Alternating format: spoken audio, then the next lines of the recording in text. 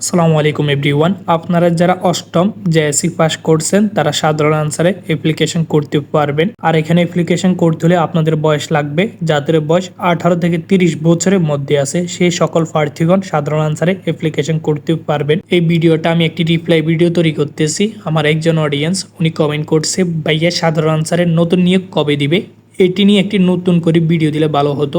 তার রিকোয়েস্টে আমি এই ভিডিওটি তৈরি করতেছি। তো বন্ধুরা, আপনারা যারা সাধারণ আনসারে যোগদান করতে চান তাদের শিক্ষাগত যোগ্যতা আরও কি কি প্রয়োজন হতে পারে, শারীরিক যোগ্যতা কি কি প্রয়োজন হবে, আর এই সার্কুলারটি কবে নাগাদ প্রকাশিত হবে, আর এখানে আরও কি কি যোগ্যতা লাগবে আপনারা অ্যাপ্লিকেশন করতে হলে আজকের এই ভিডিওতে আমি বিস্তারিত আলোচনা করব।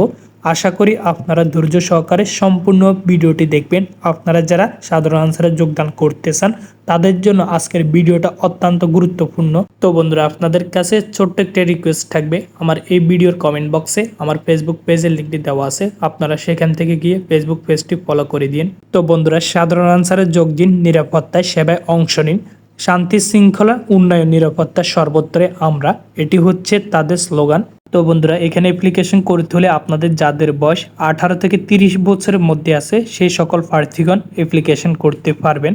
তো শিক্ষাগত যোগ্যতা কি কি প্রয়োজন হবে, আপনি যদি অষ্টম শ্রেণী পাস করে থাকেন তাহলে এখানে অ্যাপ্লিকেশন করতে পারবেন। আর যদি আপনার শিক্ষাগত যোগ্যতা বেশি হয় তাহলে আপনাকে অগ্রাধিকার দেওয়া হবে। এরপরে আপনাদের শারীরিক যোগ্যতা কি কি প্রয়োজন হবে, উচ্চতা প্রয়োজন হবে 5 ফিট 4 ইঞ্চি, বুকের মাপ স্বাভাবিক অবস্থায় 30, আর যখন প্রসারিত করবেন তখন 32 ইঞ্চি হতে হবে। চোখের দৃষ্টি অবশ্যই 6/6 থাকতে হবে। তো বন্ধুরা, আপনারা যারা বাংলাদেশ সেনাবাহিনী 2026 সালের আপডেট চূড়ান্ত সাজেশন নিতে চান তারা আমার সাথে কথা বলে সাজেশনটি নিতে পারবেন।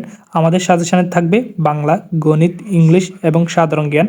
আর আপনি ভাইভাতে কিভাবে প্রস্তুতি গ্রহণ করবেন সম্পূর্ণ কিছু উল্লেখ করা আছে। ডেসক্রিপশন বক্সে আমার হোয়াটসঅ্যাপ নাম্বার দেওয়া আছে, আপনারা সেখান থেকে হোয়াটসঅ্যাপ আমার সাথে কথা বলতে পারবেন।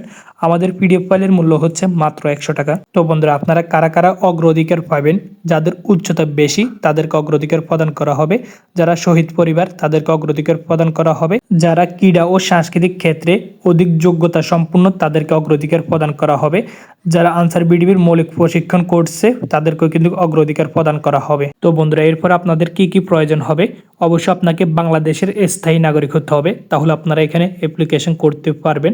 এরপরে আপনারা মাঠে যাওয়ার সময় কি কি ডকুমেন্টস নিয়ে যাবেন, আর যে যে ডকুমেন্টসগুলো নিয়ে যাবেন এগুলো আপনারা কিভাবে সত্যায়িত করবেন, কোথা থেকে সত্যায়িত করবেন, এখন এই বিষয়টি আমি বিস্তারিত আলোচনা করব। শিক্ষাগত যোগ্যতার মূল সনদপত্র, জাতীয় পরিচয়পত্রের মূল কপি, চারিত্রিক সনদপত্রের মূল কপি, নাগরিকত্বের সনদপত্রের মূল কপি, অনলাইন রেজিস্ট্রেশন।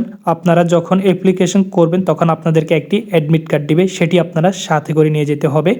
ক থেকে উম পর্যন্ত ডকুমেন্টসগুলো প্রথম শ্রেণী গ্র্যাজুয়েট অফিসার কর্তৃক আপনারা এগুলো সত্যায়িত করতে হবে।